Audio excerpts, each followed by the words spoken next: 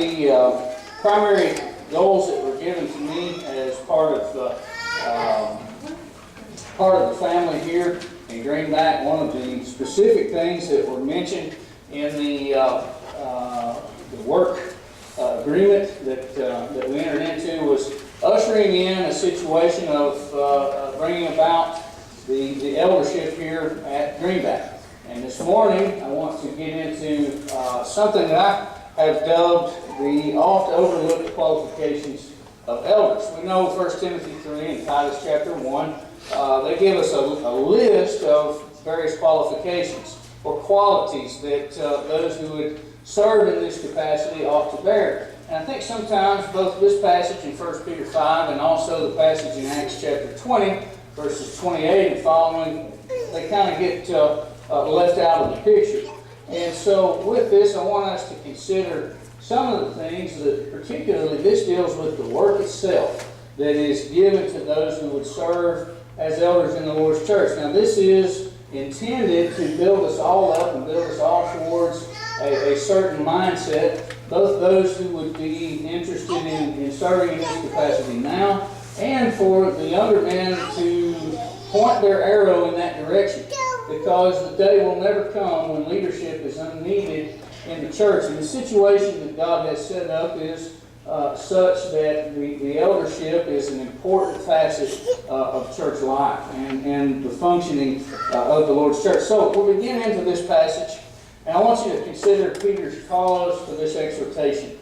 The term so, or therefore, as depending on your translation, what you may have there, connects this to the previous verses. And you back up in chapter 4 to verse 12, and you're going to see that these Christians were about to suffer.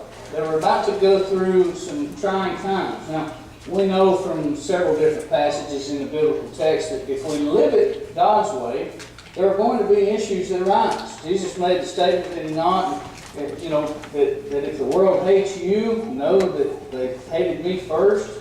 Because the things of the Lord turn this life upside down and turn it up on its ear, people don't always respond favorably to the things that the Lord would have them to do.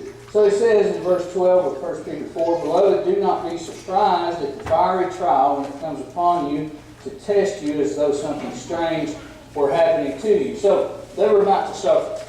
All right? Now, what do you do with this? You drop down to verse 17 and you see that they were to prepare themselves for the judgment that was to come. Now, this is not talking about the judgment at the end of time. It is talking about the suffering that was inevitably coming their way. In 1 Peter 4, verse 17, he says, "For it is time for judgment to begin at the household of God, and if it begins with us, what will be the outcome for those who do not obey the gospel of God?" There is a trial coming. They need to be prepared for that thing. And in verse 19, to this end, to continue doing good in spite of it. What will we do? It is easy sometimes to serve the Lord when everything is going our way, right?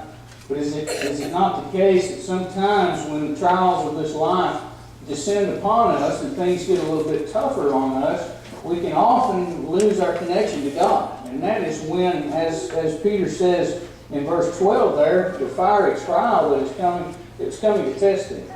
A faith that has never been put to the test is a faith that you can't absolutely hang your hat on. I won't know how faithful I am to God until the time comes when I have to face difficulty, when I have to face trial in whatever situation that may be. Now, thankfully, in all likelihood, what Peter is talking about here is the persecution under Nero Caesar in the mid-60s AD, in the first century.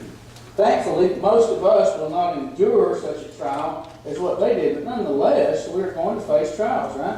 I remember distinctly working in some factories in my youth and trying to live a Christian life, fella in his mid-20s, working around all these different people. And I'm here to tell you, many of you may work in factory settings, and the moral background is so wide and varied in these places. There was very little place for someone with my mindset and my attitude. And there were a lot of folks who really looked down on me and gave me a hard time simply because I was trying to live it out the way the Lord would have me to. You know what I needed? I needed some folks to pick me up along the way. I needed some folks to help guide me. The duty of the elders here As he says in verse 1 of chapter 5, he says, so, in light of the trial that is coming, in light of the judgment that is beginning in the household of God, and the fact that Christians need to continue to do good in spite of those things, he said, so I exhort the elders among you. And then he's going to go on and list some credentials that he has.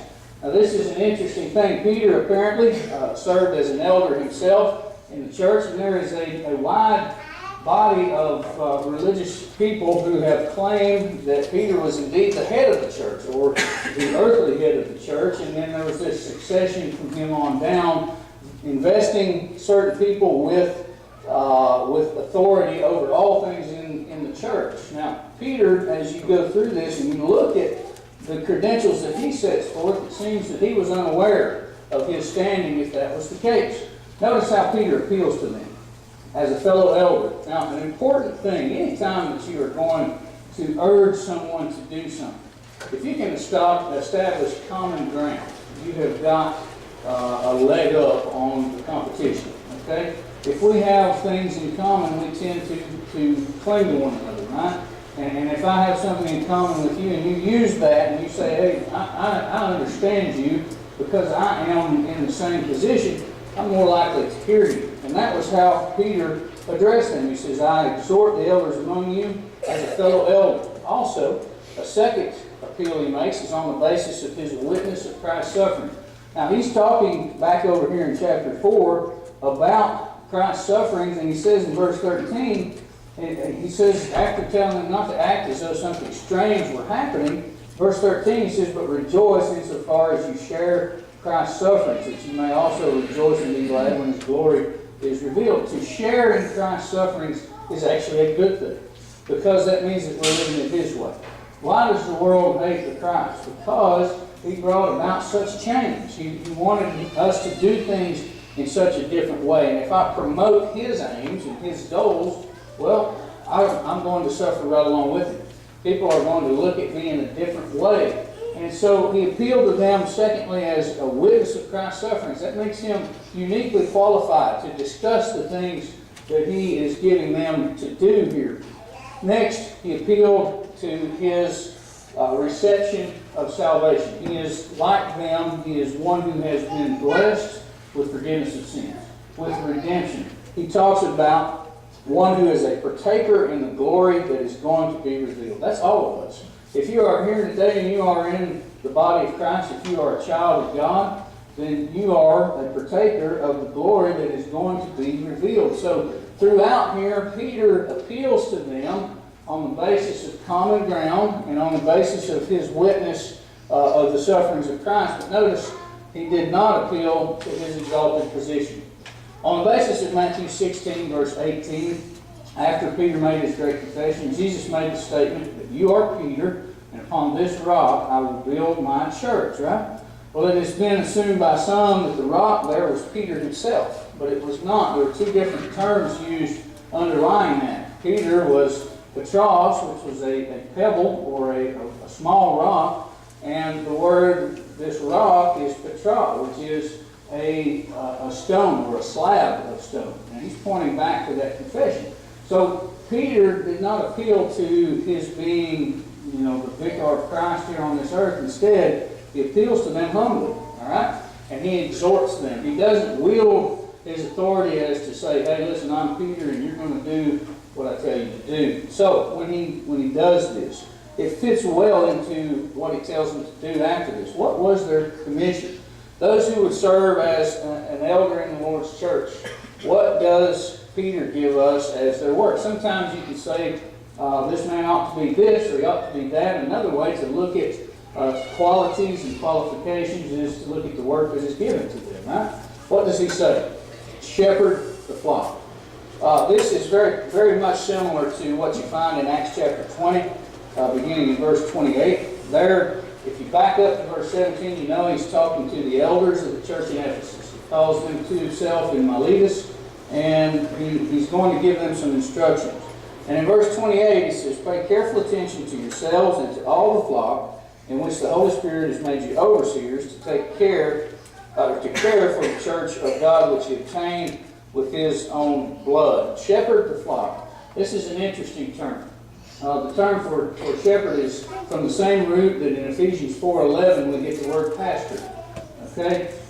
You see interchangeably in both of these passages, you see the use of shepherd, overseer, and elder all interchangeably. So those offices, or those terms, all describe the same individuals or the same group of individuals within a congregation of the Lord's church. Now, J.W. McGarvey, I don't know how many of you are familiar with him. He was a very well-versed scholar in the Lord's church in the late 1800s, early 1900s. He has a really interesting little book called The Eldership. And he does a great job handling all of the ins and outs of the eldership. And he deals particularly in one section with what it means to shepherd.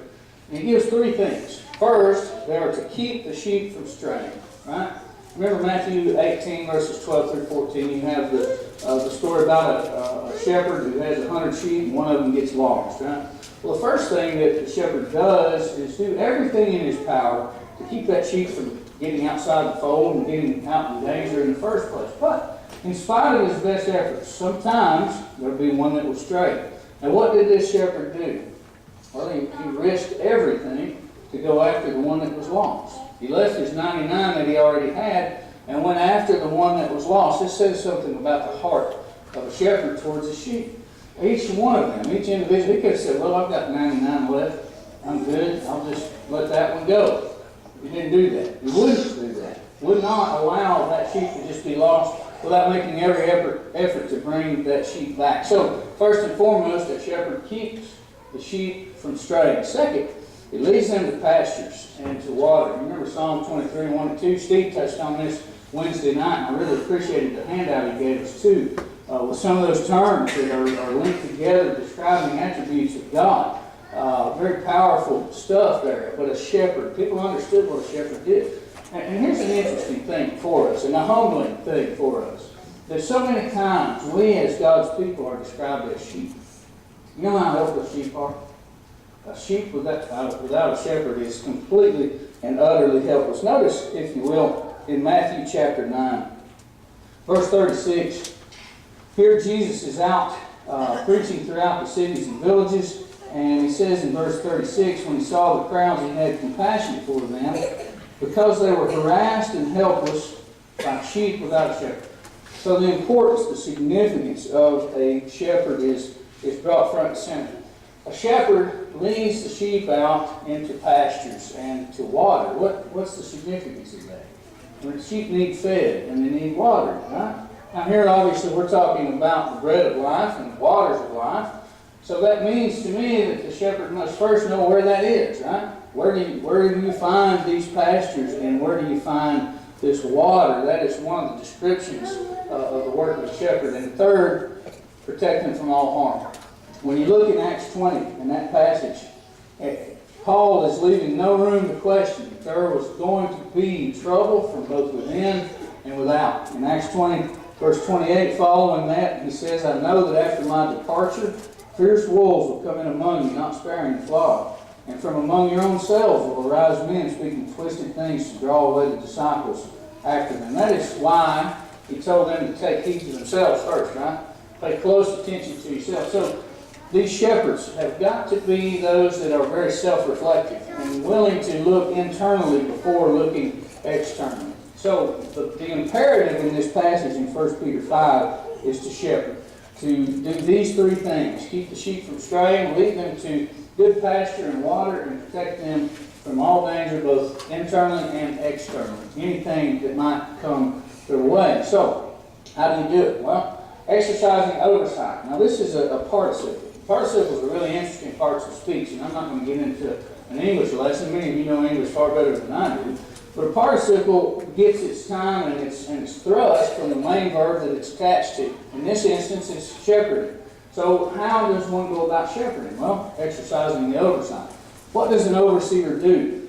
Well, they superintend the activities of others. Okay? So this requires, especially in a setting like this, a great deal of time, a great deal of effort, a great deal of mixing and mingling with the sheep that are in their charge. And so you see something of the weight of this responsibility. Sometimes a shepherd can have so many sheep it blows my mind that they're able to know them. But when you hear stories about a shepherd out in the field, he knows every one of the sheep, names them, and those sheep know his voice. It's because he's exercised oversight. He has spent that time amongst those sheep, and they know who he is. If a stranger walks in amongst those sheep and starts to try and call them out, you know what they do? They don't go with it. They don't know him. There was a lady in Dayton that impressed me with the attitude and the way that she was able to just confront things. And I think anybody could learn from this. She was there with people all the time. When things were good, she was involved with their life. Okay, just as a fellow Christian. So that when that day came, and there was something that needed to be brought up, something uncomfortable, you know, that conversation. I've drifted off into something I shouldn't, and you're thinking, boy, I really need to reel Todd back in there. How am I going to do that? Okay, we're kind of, you know, it's non-confrontational, but she had this knack for being able to say exactly what needed to be said, and no one ever taking offense to that. And I have a theory. I think it had to do with always being involved. Now, as an elder, I have seen situations where the only time that most of the sheep ever saw their shepherds was when they were getting outside the fence. Whenever there was a problem, and because there wasn't that relationship built beforehand, when that time came, it was a ruffling of the feathers. It was very difficult to receive that correction from them because they hadn't known them before. And so this is important. Exercising oversight. They're involved in every activity, day in and day out. So that's the commission. What about limitations? What about the mindset behind it? What about how far does this leadership role go? Because there has been a lot of abuse or misuse of the position. Proper motive is imperative. Notice some of the things he says. Exercising oversight, not under compulsion. There are many men in the Lord's church that are very well capable of doing the work of an elder, who just simply are not ready to do so. And to pressure someone would be to cut against the thrust of what Peter is saying right here. So it is only by sincere desire and a readiness to serve. He goes on, he says, not under compulsion, but willingly, as God would have you, not for shameful gain, but eagerly. Willingly and eagerly. It is something, the work itself is something that the man strives to be a part of and for the right purposes. Notice that he says, not but willingly, as God would have you, according to the will of God. That is the only way, the only right mindset, the proper motive for this thing. Not for what he stands to gain. Now, this, putting it in its context, when you consider 1 Timothy 5:17, when he makes the statement to let the elders who rule well be considered worthy of double honor, it is right and good to pay an elder for the work of being an elder, if you're in a position to do so. Now, can you imagine, though, the temptation for the elders who are overseeing the daily function of the church, including the financial situation, if they are also the ones responsible for working out how they're going to be compensated for their labors, the temptation for shameful gain would be there, wouldn't it? I mean, I've got the ability to write my own check, in essence. So this is imperative that the reason behind it is not for the purpose of shameful gain, but it is for the purpose of doing it according to the Lord's will. Finally, proper attitude. It is equally imperative here, as you see in 1 Peter 5, verse 3.